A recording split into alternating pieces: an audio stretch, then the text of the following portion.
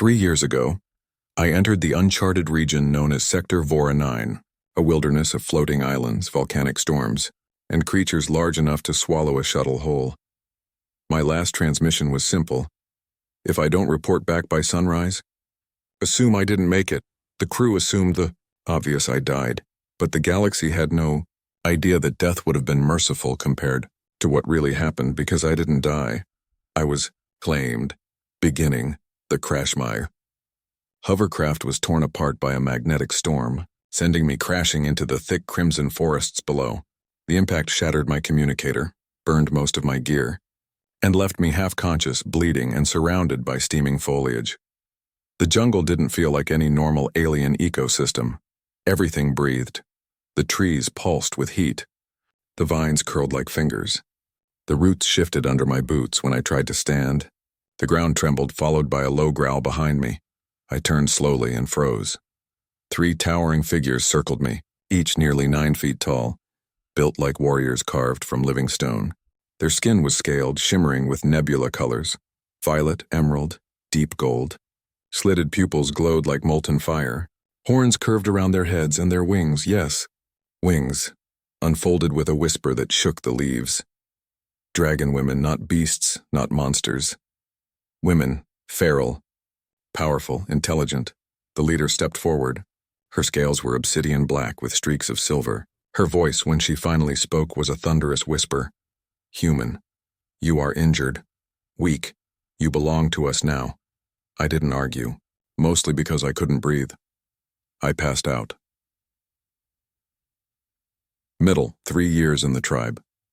When I woke, I was inside a colossal stone nest carved into a cliffside. Bioluminescent vines dangled from the ceiling. The air smelled of burnt minerals, spice, and heat. A dragon woman sat beside me, watching quietly. Her name was Kelaira, the tribe's heir. Strong jaw, sharp teeth, long streaks of fiery orange hair braided with bone trinkets. Her scales were a deep ruby red, catching the light like polished gemstones. The moment she saw me awake, she tilted her head. Why do humans die so easily? I usually try not to. She pressed a warm clawed hand to my chest. You live. I saved you. That means you are mine, I blinked. What? She nodded seriously. Tradition. That was how it began. Year 1. Surviving. The tribe was built around ancient traditions. Strength was everything. Weakness was death. And humans, unfortunately, were considered somewhere between tiny and pitiful. I learned their world fast, mostly because not learning meant being eaten.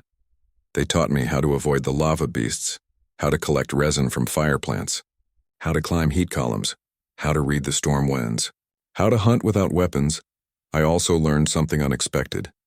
Dragon women respect courage. If you face fear, they treat you as one of their own if you run. Well, one unlucky explorer before me became a campfire snack. Year 2, becoming one of them. The tribe was more than wild warriors. They had structure, roles, and laws that kept them alive in one of the deadliest ecosystems in the galaxy. Kelaira trained me personally, pushing me to exhaustion, laughing when I fell, growling when I succeeded. She claimed I had the heart of a small dragon, but the body of a fragile bird.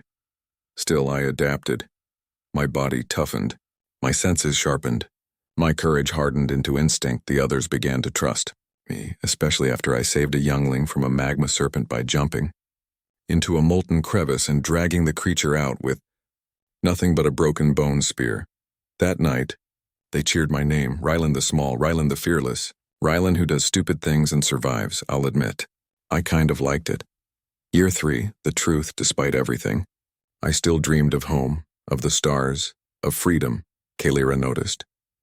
One night, while the tribe slept, she led me to an overlook high above the jungle. The world shimmered with volcanic light. Lava rivers glowed like veins of fire across the land. She stood beside me, wings spread gently. You miss your people, I swallowed. I do. Her jaw tightened, but her voice softened. Then, why did you stay? I laughed bitterly. Kelaira, I'm trapped. You won't let me leave. She didn't deny it. Instead, she whispered, because if you leave, my tribe will die. I turned to her sharply. What do you mean? She closed her eyes. Our people are hunted. The Sky Clans want our territory. We are few. You, your strange mind, your strategies, you saved us many times." Then she met my eyes. "If you go, we fall." That was when I realized I wasn't their prisoner. I had become their protector, their strategist, their voice of reason, their only hope against extinction. But I was still human and I still wanted home.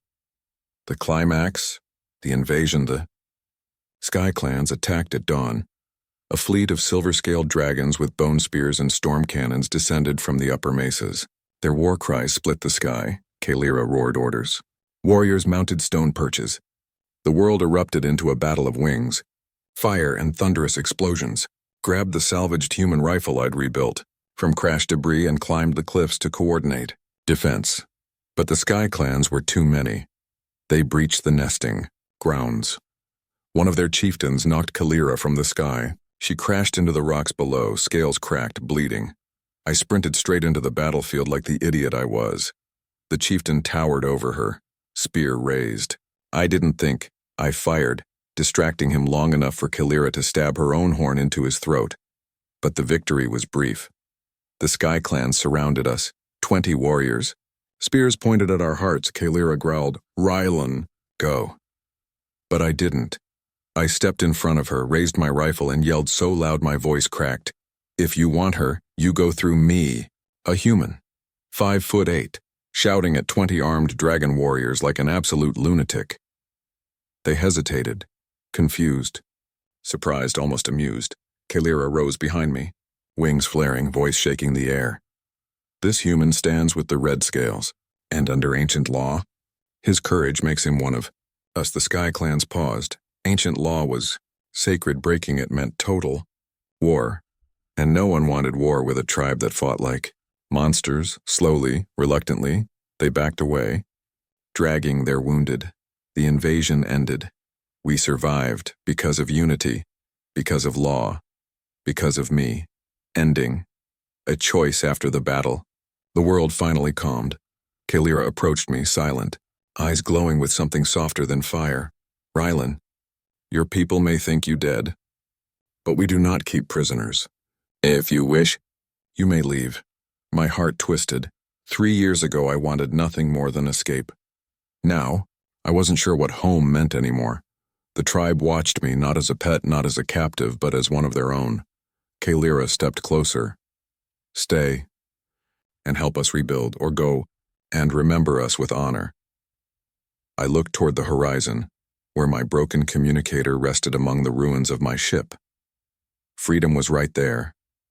But then Kalira whispered, "Rylan the Small, stay." And that was the moment I knew I wasn't claimed by force. I was chosen. By a tribe I had grown to love. By a world that had reshaped me. By a warrior who saw strength in my fragile human body. I touched her scaled hand softly. "I'll stay." Her expression softened into a smile. Only I ever saw. The tribe roared in approval. And somewhere, high above the crimson forests of Vora-9, a human marine who had been declared dead 3 years ago chose a new life, a new family, a new destiny.